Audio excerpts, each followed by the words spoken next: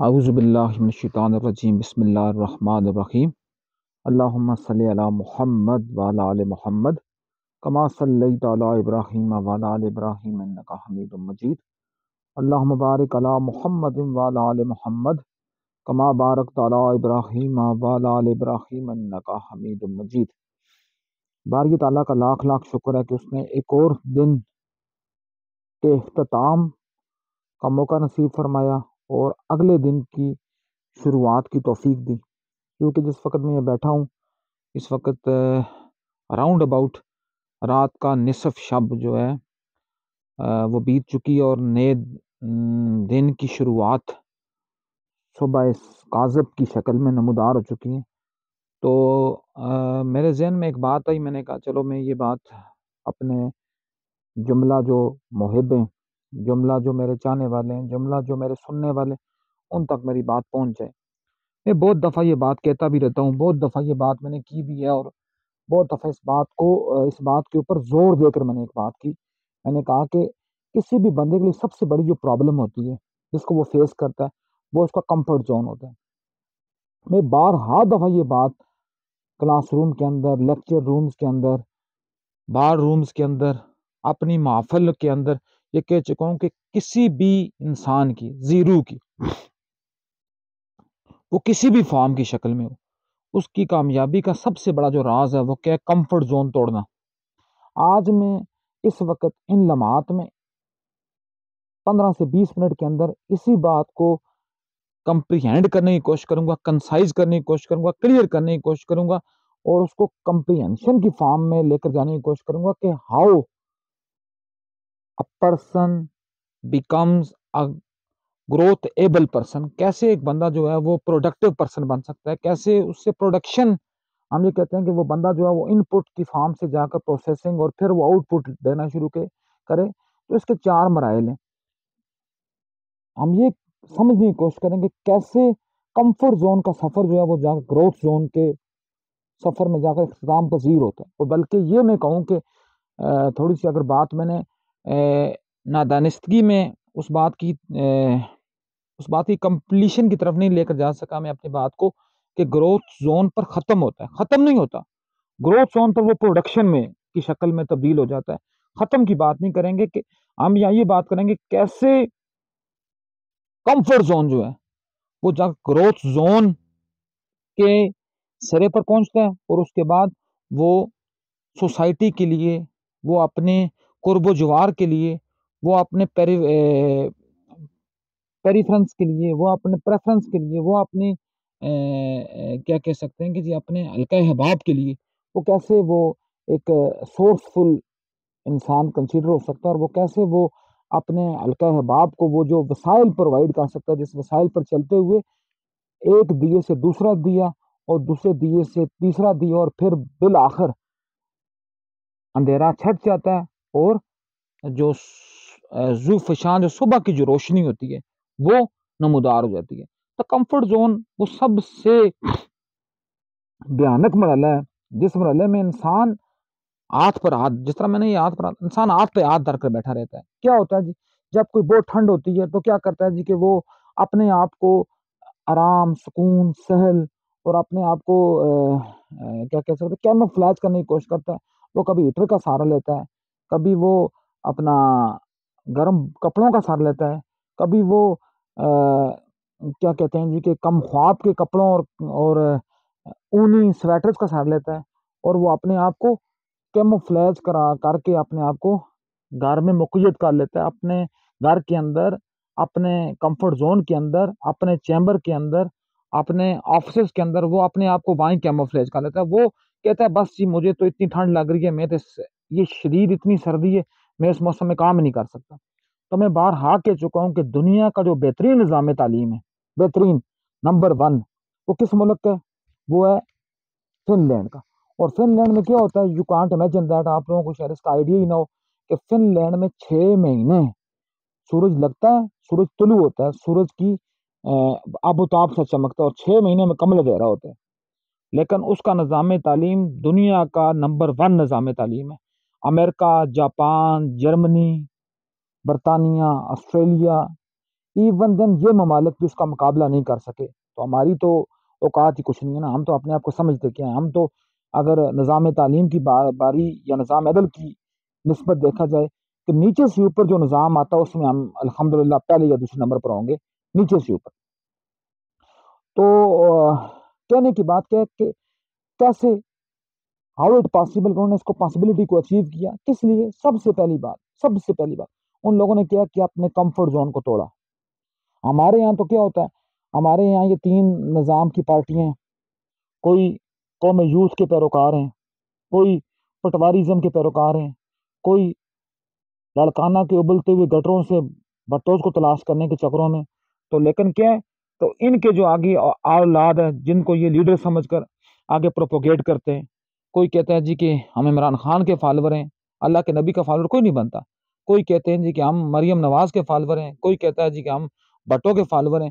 तो क्या होता है, इनकी अपनी औलादें जो हैं वो कैमोफ्लेज होकर बैठती है। मैंने परसों एक तस्वीर देखी है लड़काना की, उसमें जो बिलावल भट्टो है वो राउंड अबाउट, मैं शायद कोई मुबालगा राई में बात कर दूं, लेकिन मुबालगा राई के बगैर कहता हूँ 30 लाख के उसने जूते पहने हुए। कितने के? 30 लाख के। और जिनके साथ वो बैठा हुआ तस्वीर खिंचवा रहा है, उन बच्चों के पाँव में जूते ही नहीं है। तो वो कैसे कह सकता है कि मैं इस मुल्क की तकदीर को बदलूंगा? तो जब तक हम लोग भी, मैं, आप और हर इस मुल्क का शहरी, जब तक वो अपना कंफर्ट जोन नहीं तोड़ेगा, जब तक वो सर्दी को अपने ऊपर तारी करना नहीं छोड़ेगा, जब तक वो गर्मी को अपने ऊपर तारी करना नहीं छोड़ेगा, हमारे मुल्क में तो अल्लाह का इतना लाख लाख शुक्र है। बेशक इस वक्त भी अगर हम ये कहें जी कि तकरीबन 2000 से 2500 किलोमीटर की एक लंबी पट्टी है जो पाकिस्तान, भारत, बांग्लादेश और इन तमाम ममालिक के ऊपर फैली हुई है, क्योंकि इसको भी हम लोगों ने खुद तबाह किया। और ये फोग और स्मोक मिलकर ये फोग और स्मोक मिलकर स्मोक की शक्ल बन गई और हमारी जिंदगियां जीर्ण हो चुकी हैं। लेकिन कहने की बात क्या है कि अगर ये सूरत हाल भी बरकरार रहे, फिर भी हम उन स्कैंडिनेवियन कंट्रीज से मौसमी लिहाज से शायद में भी लाखों दर्जे ऊपर हो। किस सेंस में? ये नहीं कह रहा कि यहाँ मौसम जो है वो सेहत अफजा है, ये बात मैंने नहीं की। मैंने सिर्फ इस सेंस में कह रहा हूँ कि फिर भी हमारे पास दिन और रात का जो दौरानिया वो मौजूद है। तो लेकिन क्या है जी कि हमने अपने कंफर्ट जोन ही तोड़ने। इस मुल्क में तकरीबन 12 महीनों में 12 मौसम है। अब यहाँ एक दफा ये बात इमरान खान ने की तो लोग उसके ऊपर हंसना शुरू हो गए थे। 12 मौसमों का ये मतलब नहीं है कि मौसमों की तादाद 12 होगी। 12 मौसमों का मतलब क्या है कि हर महीने का अपना एक यूनिक एक वेदर है जिससे लोग एंजॉय करते हैं, जिससे लोग मुस्तफीद होते हैं। लेकिन क्या है, क्योंकि ये लोग कंफर्ट जोन के इतने आदी हो चुके हैं कि ये कंफर्ट जोन को तोड़ना ही पसंद नहीं करते। जब तक ये कंफर्ट जोन को तोड़ना ही नहीं चाहेंगे या कंफर्ट जोन को ये तोड़ेंगे ही नहीं, तो ये कैसे पॉसिबल है कि मालिकुल मुल्क की अनायात इनके ऊपर आएंगी? इनके ऊपर तो फिर मालिक मुल्क की तरफ से लानतें ही बरसेंगी ना।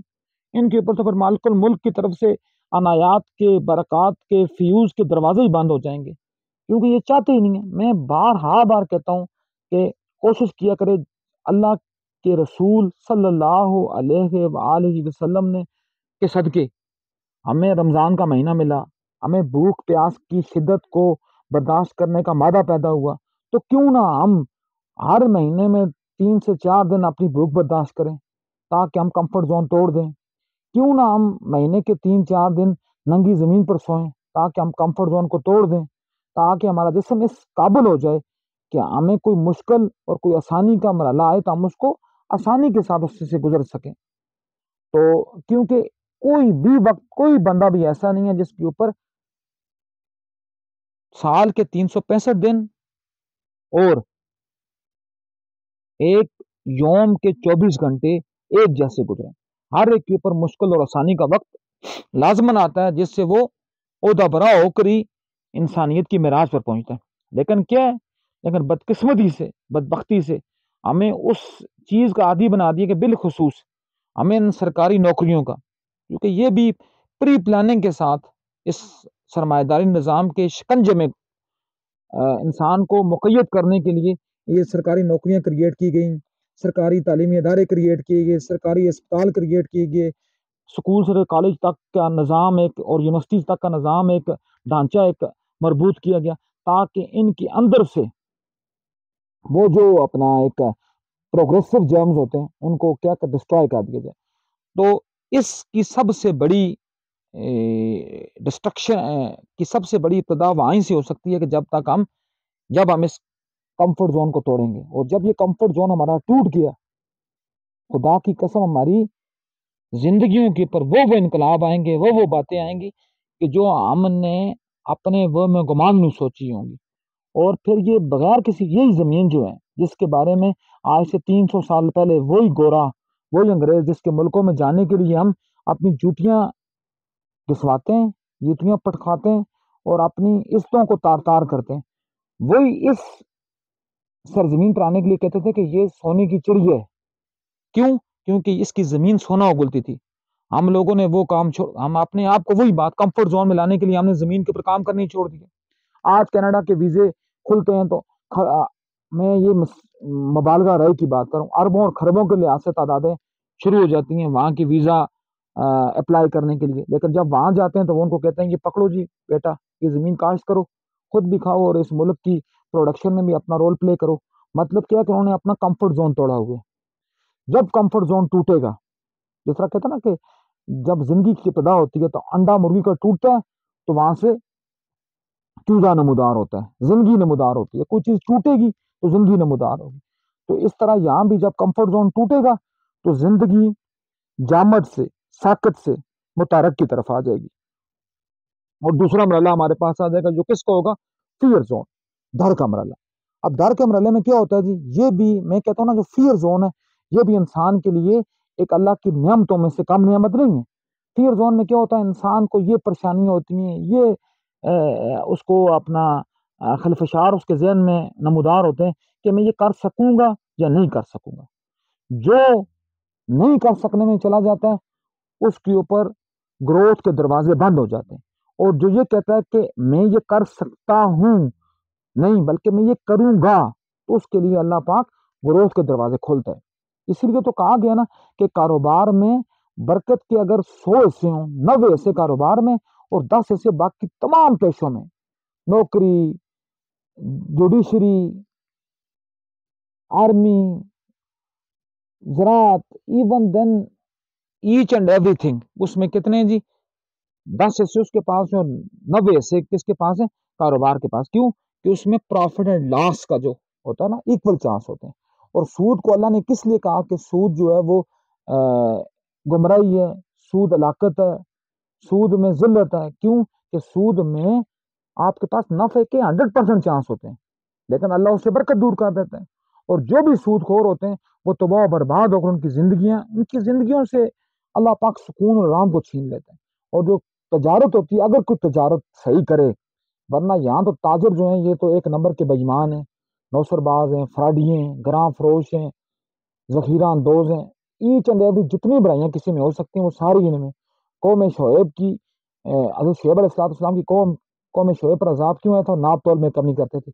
यहाँ नाप तोल तो छोड़ें, यहाँ तो मिलावट ही इतनी ज्यादा है कि बंदा सोचे कि मैं किधर हूँ। यहाँ फर्ज किया ना, मैं एक दफा अपने भाई के साथ जा रहा था ट्रेवलिंग में, तो मैंने को कहा, उन्होंने कहा जी कि मैंने किसी हाजी साहब की दुकान से काम करवाया। मैंने कहा खुदा का वास्ता, जिस हाजी की दुकान से आपने काम करवाया तो आप यकीन करेंगे कि वो काम भी खोटा हुआ होगा और उस काम के अंदर वो जिसको कहते हैं ना कि एक जो बरकत का अंसर होता है वो भी नहीं होगा। तो फिर दूसरी दफा हम दोबारा जब सफर पर थे तो उनकी गाड़ी का जो स्टेयरिंग है वो लॉक हो गया। तो हाजी साहब ने 35,000 रुपये का काम भी किया था, लेकिन काम का बेड़ा गर्क हुआ था। उन्होंने कहा कि तुमने ठीक, मैंने कहा कि किसी भी बाजार में जाए, नजर आ जाए कि हाजी की दुकान, अलहाज की दुकान, उस दुकान से अपनी आंखें बंद करके गुजर जाए, क्योंकि वहां फ्रॉड लाजम बिक रहा होगा।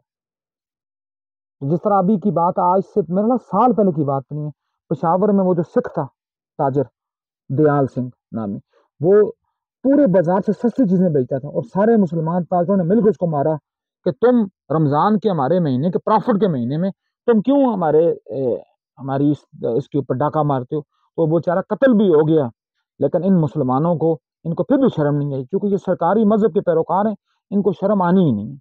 तो फियर जोन का मतलब क्या है? मैं फिर अपने टॉपिक पे और आता हूँ। फियर जोन का मतलब क्या है कि आपने वहां से अपने आप को निकालना है। आपने किसकी बात करनी है? इंसेंटिव्स की बात करनी है, आपने प्रोग्रेशन की बात करनी है, आपने एडवांटेजेस की बात करनी है, आपने मेरिट्स की बात करनी है, आपने चैलेंजेस को एक्सेप्ट करना है।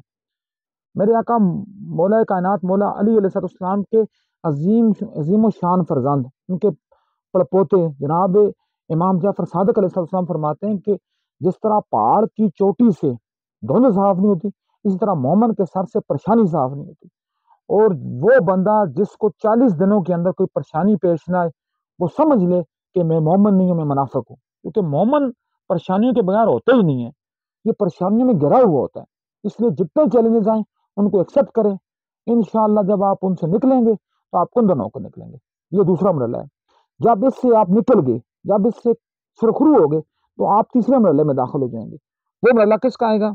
वो मरहला आएगा लर्निंग जोन का, जिसमें आप नई नई चीजें सीखेंगे, जिसमें आप प्रॉब्लम क्रिएट करने के बाद प्रॉब्लम के सोल्यूशन की तरफ लेकर जाएंगे, जिसमें आप सोसाइटी को ये बताएंगे कि सोसाइटी का ये प्रॉब्लम था, इस प्रॉब्लम के ये कंसिक्वेंसेस थे, इसके ये कॉजेज थे, इसके ये इफेक्ट्स होंगे, इसके इसके सोल्यूशन का ये पर्पज होगा, इसकी ये सिग्निफिकेंस होगी सोसाइटी के ऊपर, इसकी सोसाइटी के ऊपर ये इम्प्लीकेशन होगी।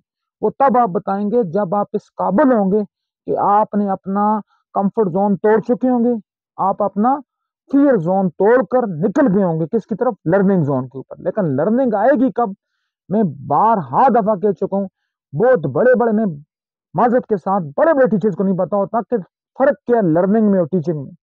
लर्निंग अनबाउंडेड है, वो कहीं से भी मिल सकती है। उसके लिए कोई जरूरत नहीं है किसी यूनिवर्सिटी में दाखिला लेने के लिए, किसी स्कूल में दाखिला लेने के लिए, किसी कॉलेज में दाखिला लेने के लिए। बल्कि आजकल तो अमेरिका में होम स्कूलिंग का कंसेप्ट, सबसे ज्यादा जो कंसेप्ट वहां जो फ्लोरिश कर रहा है ना, वो होम स्कूलिंग के। और हम लोग तो 7 साल तक बच्चे को गधा बना देते हैं, उसको किताबों का पूरा अंबार देते हैं, उसका वजन होता है 10 किलो, किताबें होती हैं 100 किलो। उसने क्या पढ़ना है? शुरू से करते हैं जी प्ले ग्रुप, किंडरगार्टन, मेंटेसरी, अपना क्या कहते हैं उसको, प्रेप, और पता नहीं क्या गंद बनाती है। और 7 साल के बाद वो अ, जब वो बच्चा निकलता है स्कूल से बाहर, इन छोटे छोटे टुकड़ों के बाद, वो जब पहली क्लास में जाता है, जिसको आप कहते हैं फर्स्ट क्लास, तो वो इंसान नहीं रहता बल्कि वो गधा बन जाता है। क्योंकि वो उसका जो जो लर्निंग जोन होता है वो टूट जाता है, वो लर्निंग उसकी बिखर जाती है। वो किताब भी तो बन जाएगा, कुछ ना कुछ तो, शायद क्या पता आपका बहुत बड़ा लीडर तो वो बन जाए, शायद क्या पता वो बिलावल तो बन जाए। लेकिन वो कभी भी बानो कुदसिया की शेप में नहीं जा सकेगी। वो कभी भी इशफाक अहमद की शेप में नहीं जा सकेगा। वो कभी भी मुमताज मुफ्ती की शेप में नहीं जा सकेगा। वो कभी भी अहमद फराज नहीं बन सकेगा। बड़े बड़े जो मैंने देखे हैं यूट्यूब डिपार्टमेंट के पोस्ट डॉक्टरेट और डॉक्टरेट लोग, वो इस काबिल नहीं होते कि वो अहमद फराज के किसी एक शहर की तस्हीह कर सकें, उसकी तस्हीह का कोई पहलू निकाल सकें, उसके ऊपर कोई जरा कर सकें, उसके ऊपर कोई वो अपना एक डिस्कशन का मरला ले सकें, उसके ऊपर कोई वो क्या कहते हैं डिस्कशन और बेस और मुबाहिसा की बात पर आ सके। क्यों? क्योंकि उन्होंने कभी लर्निंग जोन देखे ही नहीं होता, वो तो फियर से ही नहीं निकल रहे होते बाहर। उनको तो यही फियर होता है कि हमें पता नहीं नौकरी मिलेगी, हमें पता नहीं ये स्कूल कॉलेज में इस अदारे में हमें रखा जाएगा। आप किसी वकला के किसी ग्रुप में जाएं, चूंकि वहां भी आप देखेंगे उनको जिंदगी पूरी वो उससे बाहर नहीं निकल सकते, वो किसी मुश्किल मुकदमे को लेकर आगे निकलते ही नहीं है, वो किसी जज की कांसलेशन से बाहर निकल नहीं सकते, क्योंकि वो फियर जोन का टूटता ही नहीं है। वो ये समझते हैं शायद क्या पता हमें जज स्टे नहीं देगा तो शायद हमारा रिजल्ट जो है वो रुक जाएगा। लेकिन क्या है, उनकी लर्निंग नहीं हो, लर्निंग रुक जाती है। जब लर्निंग रुक गई तो वो दूसरे ही मरहले में कैद रहे, वो तीसरे में आ ही नहीं सके। और जब उनकी लर्निंग स्टार्ट होगी, when they entered in a learning zone, then their growth will happens at a highest rank. मतलब वो उस हाईएस्ट रैंक तक जाएगी जिस हाईएस्ट रैंक तक उन किसी का तस्वर भी नहीं होगा। But my point is that कि वो ग्रोथ जोन में दाखिल ही तब होंगे जब वो लर्निंग जोन को अपने दिल की अथाह गहराइयों से कबूल करेंगे। जब तक वो लर्निंग जोन को अपने दिल की अथाह गहराइयों से कबूल करेंगे ही नहीं, तो ये तो पॉसिबिलिटी ही नहीं है कि वो ग्रोथ जोन की तरफ जाएंगे। और जब वो ग्रोथ जोन की तरफ जाएंगे, देन ही और she is in a position to do something for the society. तो फिर वो सोसाइटी के लिए कुछ करने की पोजीशन में होंगे। तो अब मैं आज भी बात कर रहा था कि अपने छोटे भाई के साथ कि निकोला टेस्ला क्या था?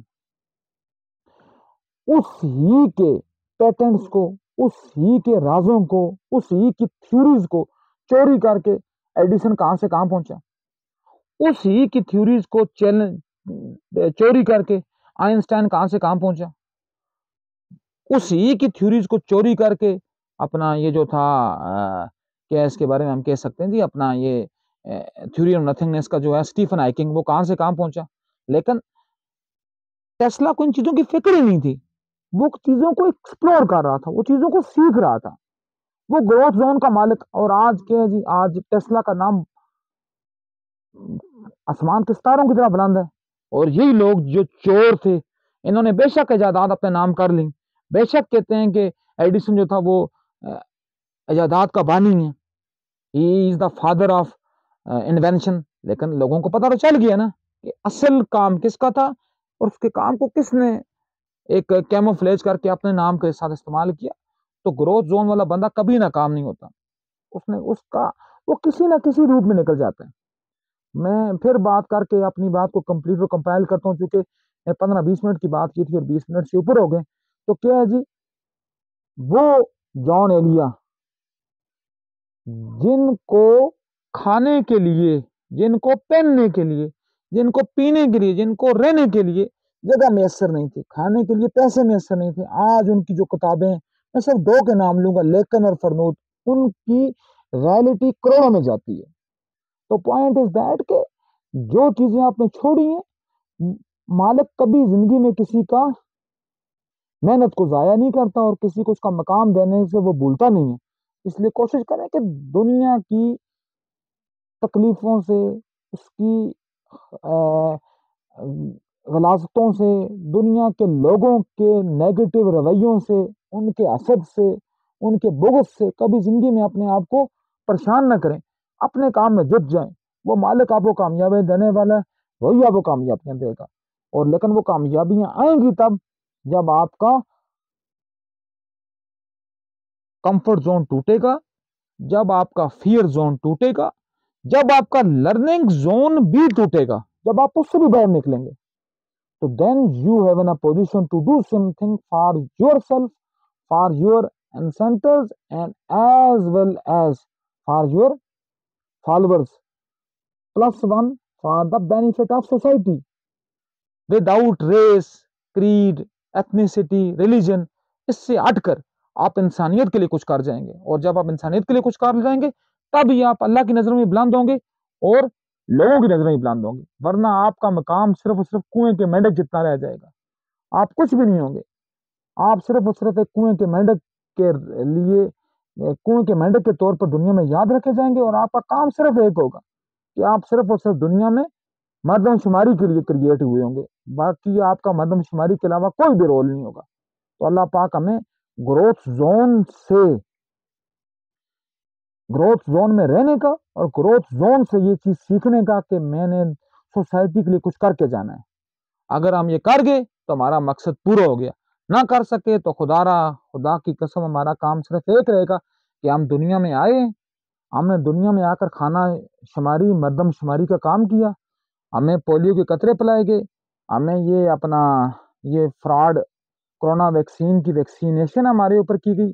ये भी सारा क्या हुआ था? सारा टेस्टिंग हुई थी आपके ऊपर, कुछ भी नहीं हुआ, कुछ भी नहीं था। ये सारा और सारा सरमायादारी निज़ाम का एक स्टंट था जो छोड़ा गया था। और यही सारी कंपनीज ने यहाँ से माल बटोरा, यहाँ से पूरी दुनिया को एक जगह पर जामद किया, और जामद करके बाद फिर उन्होंने एक अपना जोन को आगे कन्वर्ट किया।